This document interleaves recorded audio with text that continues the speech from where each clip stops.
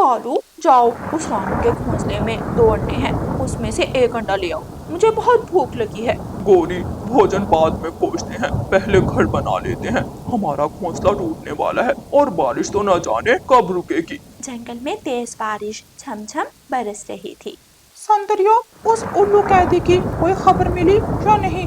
वो भाग कैसे गया? मुझे तो इस बात की समझ नहीं आ रही।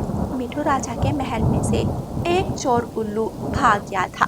जी, मैं तो कहती हूँ जंगल के पक्षियों को ऐलान करके बता दें कि जंगल में चोर उल्लू दोबारा घुस गया है।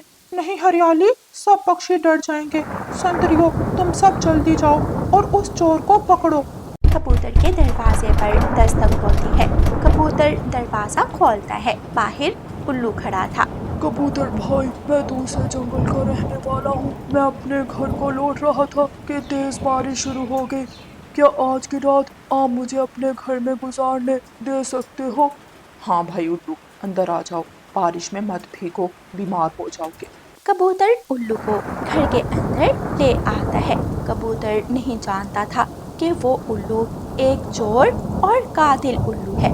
उल्लू लूसी कबूतरी को घूरे जा रहा था।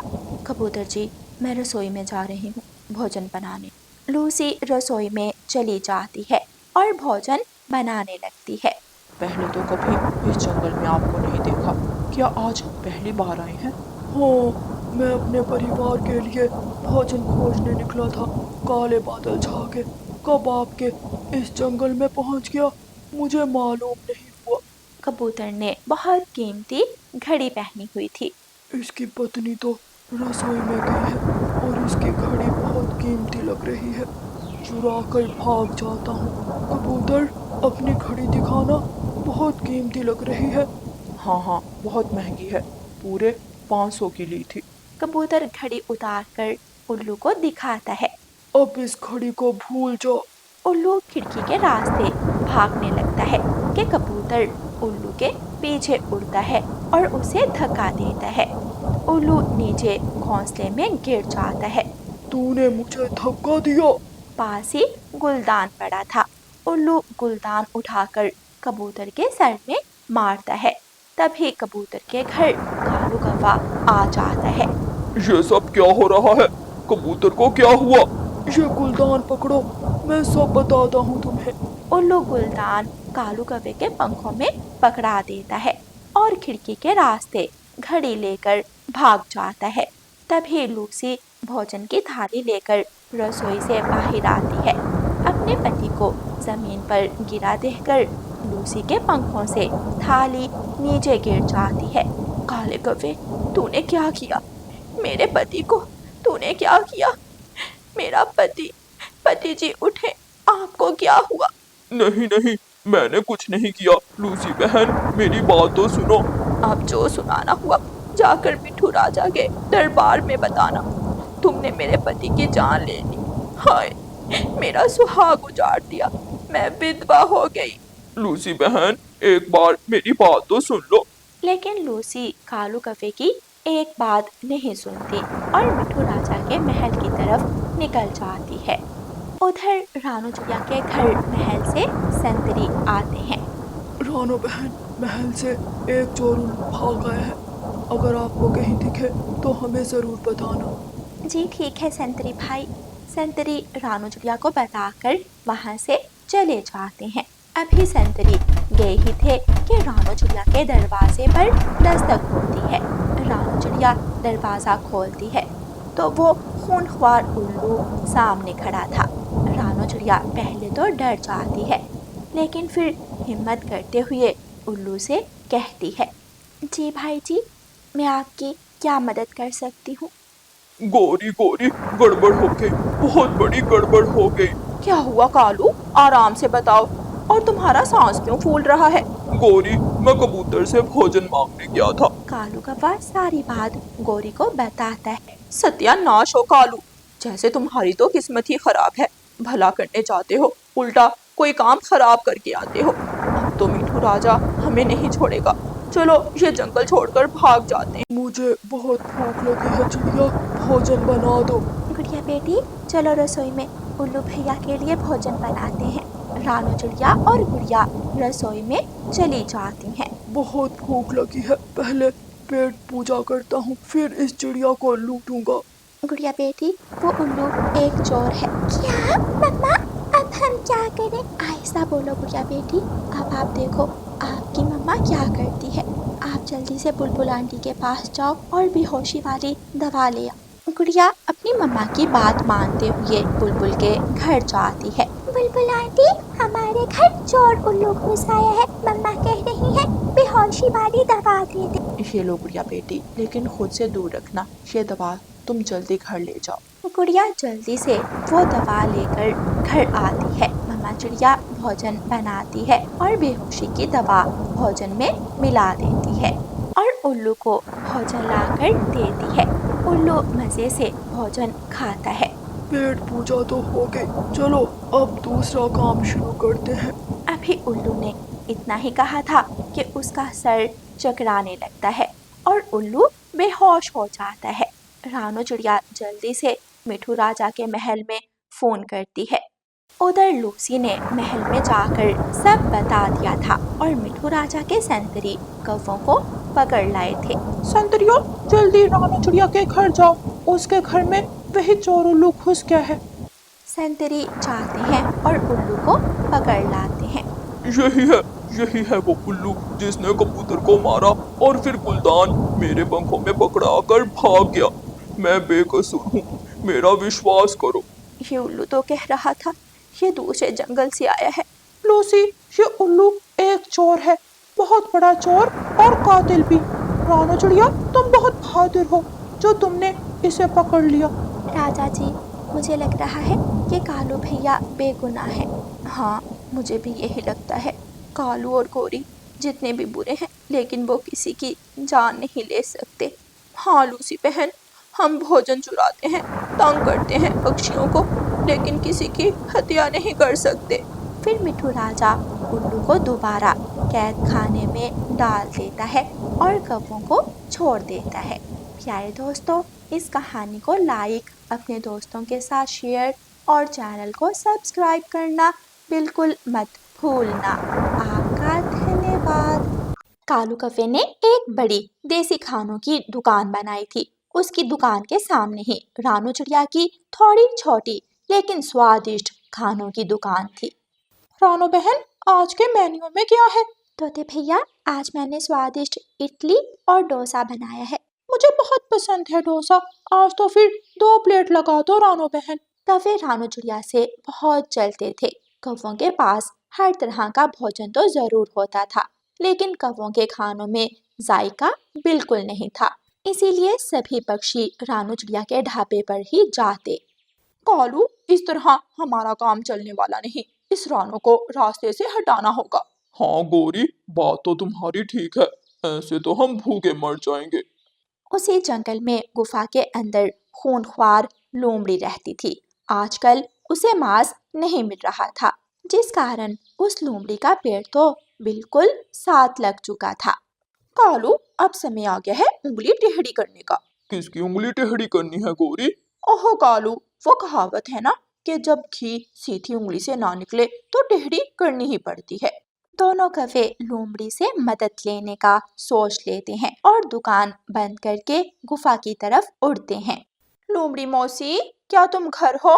गुफा के बाहर बड़े पेड़ पर बैठकर कौवे लोमड़ी को आवाज देते हैं।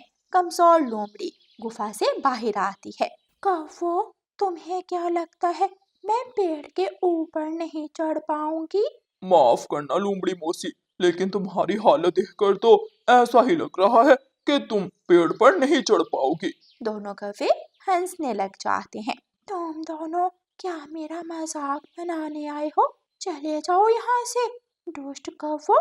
नहीं नहीं लोमड़ी मौसी, तुम गुस्सा क्यों करती हो? लोमड़ी मौसी, उस चिड़िया ने तो हमारी नाक में दम कर दिया है। सारे कस्टमर वो रानू चिड़िया ले जाती है और हम तो सारा दिन देखते ही रह जाते हैं। तो क्या मैं तुम दोनों की दुकान चलाऊं? ये सब काम इस उम्र में नहीं होंगे मुझसे।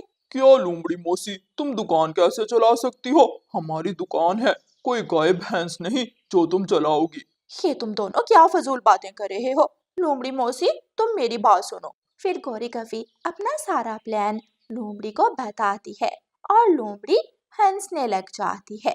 अगली सुबह जब रानू चिड़िया अपना ढाबा खोलती है तो कौवे सामने से लकड़ियां लेकर आ रहे थे। अरे वाह, इतनी सारी सूखी लकड़ियां, ये कहाँ से मिली आपको गौरी बहन? रानू चिड़िया, नदी के पास बहुत सारी लकड़ियां पड़ी हैं, आधी हम ले आए हैं और आधी तुम ले आओ। रानू चिड़िया बहुत खुश हो जाती है और नदी की तरफ उड़ती है। कालू, अब ये रानू की बच्ची कभी वापस नहीं आ पाएगी।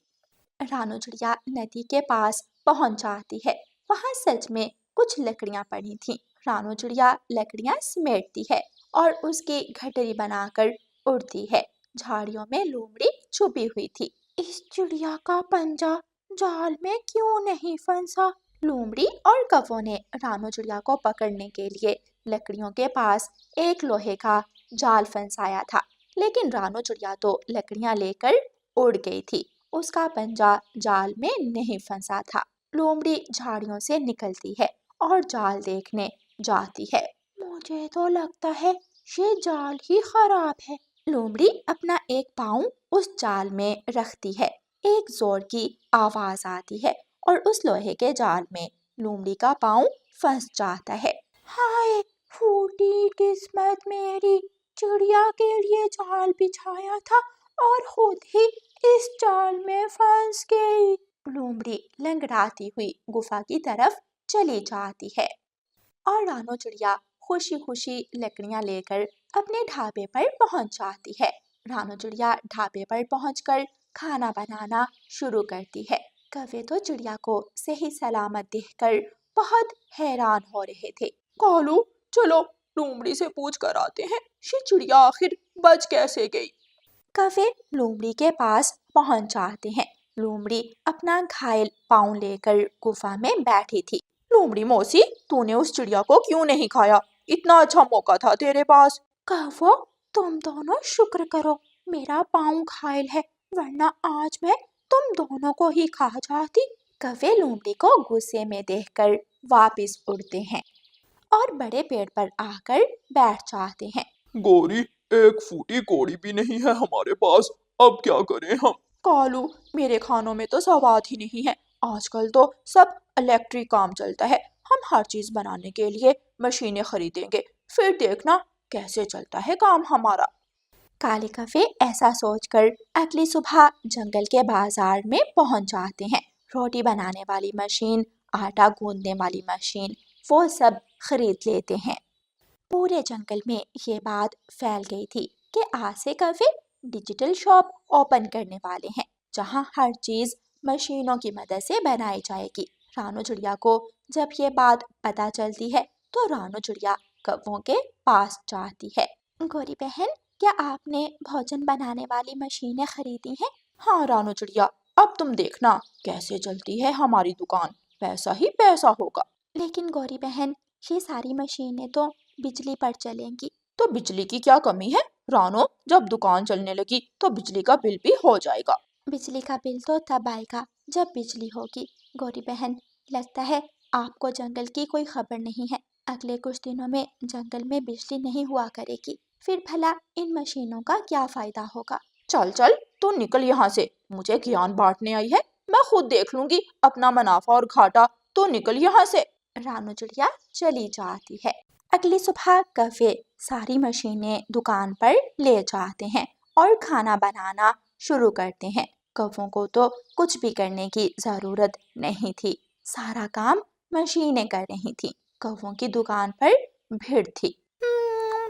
कबूतर भाई, ये भोजन स्वादिष्ट तो है, लेकिन वो घर का स्वाद जो रानो बहन के खानों से आता है वो तो अलग ही है। हाँ भाई तोते, तुम्हारी बात तो ठीक है। ऐसे वो दिन गुजर जाता है। आज कौवों को काफी मुनाफा हुआ था। कालू कौवा पैसे गिन रहा था। 1 2 3 4। गौरी, आज तो बढ़िया कमाई हो गई। ऐसे ही कुछ दिन गुजर जाते हैं। कौवों को अब अपनी दुकान से बहुत ज्यादा मुनाफा मिल रहा था। दोपहर का समय था। कौवों की दुकान पर रोज की तरह रश लगा हुआ था। अचानक बिजली चली जाती है। कालू, ये क्या, बिजली चली गई? चिंता ना करो गौरी, कुछ देर में बिजली आ जाएगी। कस्टमर शोर करने लगते हैं। भाई कॉफी कब तक दोगे लाकर खाना, या फिर मैं जाऊं? आ रहा है, बस कुछ ही देर में खाना आ रहा है। पक्षी भूखे थे, वो ज्यादा देर इंतजार नहीं करते और रानू चिड़िया के ढाबे पर चले जाते हैं। शाम हो जाती है लेकिन अभी तक बिजली नहीं आई थी। अगली सुबह बिजली तो थी लेकिन फिर भी कस्टमर रानू चिड़िया के ढाबे पर जा रहे थे। भाई पक्षियों, आप सब यहाँ आ जाओ, आज सबको समय पर खाना मिलेगा। अगर बिजली चली गई तो फिर से हमें भूखे पेट ही वापस आना होगा। कोई कस्टमर भी कौवों की दुकान पर नहीं जाता। अब कौवों को पछतावा हो रहा था, उनका बिजनेस बहुत बुरी तरह ठप हो गया था। बिजली कभी आती थी तो कभी ना आती थी। कस्टमर भी अब कौवों की दुकान पर नहीं जाते थे। प्यारे दोस्तों, कौवों ने लालच किया और लालच की सजा हमेशा बुरी ही होती है। और प्यारे दोस्तों, इस कहानी को लाइक, अपने दोस्तों के साथ शेयर और चैनल को सब्सक्राइब करना बिल्कुल मत भूलना। आपका धन्यवाद।